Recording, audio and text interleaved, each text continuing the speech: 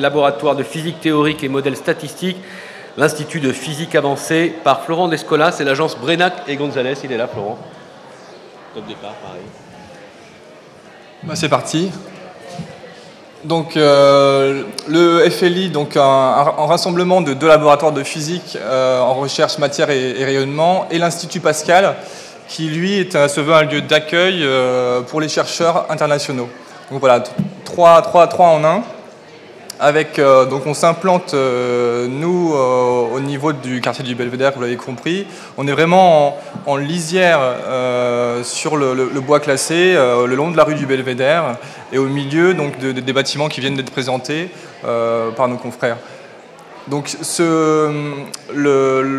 l'actuel site donc, se compose du FAST, donc l'un des laboratoires qui est présent sur le site et qui va être détruit.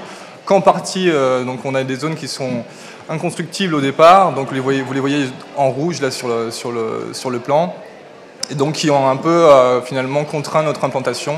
Vous allez le voir sur la perspective suivante. Le programme, donc au niveau de sa répartition, donc on retrouve les 2 laboratoires de physique, le FAST et le LPTMS, et l'Institut Pascal, donc ce qui est un peu le cœur du projet, un peu un pari sur l'avenir, donc un lieu vraiment d'accueil et forcément des locaux communs type amphithéâtre et bibliothèque. Donc schématiquement, donc la parcelle, donc avec ce bois classé au sud, une zone boisée qu'on a aussi au nord. Nos voisins Quereo, Ismo et le futur espace de restauration qui je crois n'est pas encore lancé en consultation. Donc l'implantation, on a eu quelques contraintes comme je vous l'ai dit, donc des zones inconstructibles qui seront porteurs à l'est d'un axe structurant piéton voie douce et le souhait d'un parvis partagé. Au nord de la parcelle, donc une sorte de place un peu fédératrice entre tous ces bâtiments qui gravitent autour. Donc l'axe, on a voulu donc, travailler sur une perméabilité, donc une porosité, c'est un peu le sujet du jour, entre le bois classé et cette zone boisée préservée au nord. Donc on a voulu vraiment articuler le projet autour de cette porosité, donc avec une implantation en rez-de-chaussée de laboratoires donc sensibles à la vibration du FAST, eux-mêmes implantés autour d'un patio. Et donc cette porosité, cette perméabilité des zones d'accueil, donc par le hall et sa cafétéria qui seront très vitrées pour garder cette transparence et finalement créer une double entrée au bâtiment à terme et ouvert sur le parvis forcément. Dans les étages, on retrouve des bureaux du FAST, les bureaux du LPTMS et l'Institut Pascal, donc qui lui se démarque un peu du reste du volume pour marquer l'entrée finalement et générer un préau couvert pour les intempéries avec le dernier étage, donc le reste des bureaux du LPTMS et l'Institut Pascal sur 2 niveaux qui lui, pour se démarquer encore plus et exister un peu plus sur la place, le parvis partagé. Je vais attendre la suivante.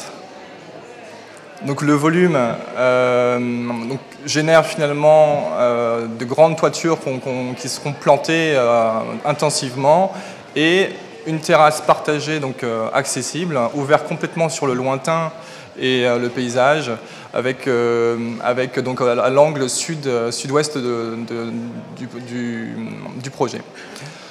Donc là, vous avez un peu la synthèse en plan masse, donc avec cette grande cour ouverte sur la rue du Belvédère, le patio, bon, forcément un peu plus introverti, et le parvis partagé.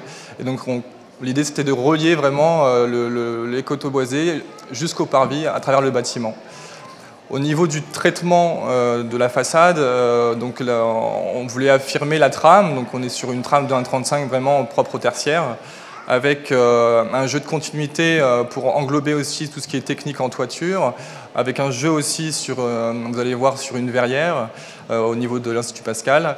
Et donc voilà, pour cette trame, donc c'était de se dire on joue sur 1 mètre de plein et 0,35 de vide, et à l'inverse aussi, en fonction au rez-de-chaussée, on va plutôt être sur, non, je viens de le dire, bon, vous m'avez compris je pense, voilà, un jeu entre le plein et le vide, et le métal et le béton. Donc cette perspective était un peu celle du concours. Ça a changé un petit peu depuis, mais voilà, c'était juste pour exprimer l'idée du rapport aussi au sol avec le béton au niveau des façades et qui peut se retrouver aussi au niveau du sol. On est en train de travailler là-dessus, ça a pas mal changé depuis. Mais voilà, l'ambiance du parvis souhaité partager à terme entre tous les bâtiments. Un point particulier, vous l'avez compris, c'est l'Institut Pascal qui lui vraiment a une zone qui est vraiment implantée au-dessus du hall, la double hauteur du hall, avec une volonté de transparence depuis les intérieurs vers les intérieurs, depuis les intérieurs vers l'extérieur, et avec cette grande perméabilité du hall, voilà, pour vraiment mettre une sorte de vitrine du bâtiment à terme.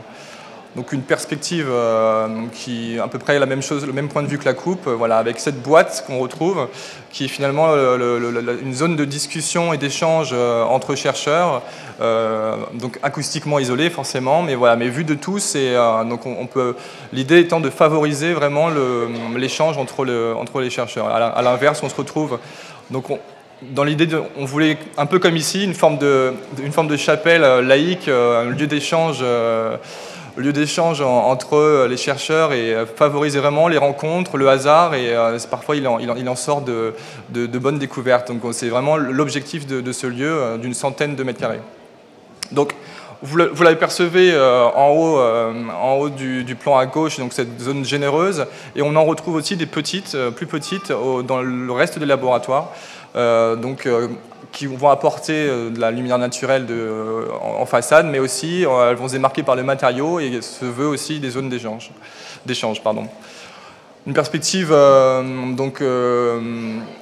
vue de la rue du Belvédère avec cette idée d'un grand porche, un bâtiment pont sur plus de 17 mètres, et voilà, donc pas de clôture, et c'est vraiment l'avantage sur ce campus, avec une zone qui pourrait être parcourue à toute heure de la journée. Et à l'inverse, voilà, on se retrouve de l'autre côté sur le parvis avec l'Institut Pascal qui s'ouvre à l'étage largement est visible largement depuis le parvis, et le hall très transparent au rez-de-chaussée. Voilà, donc merci. Je m'arrête là.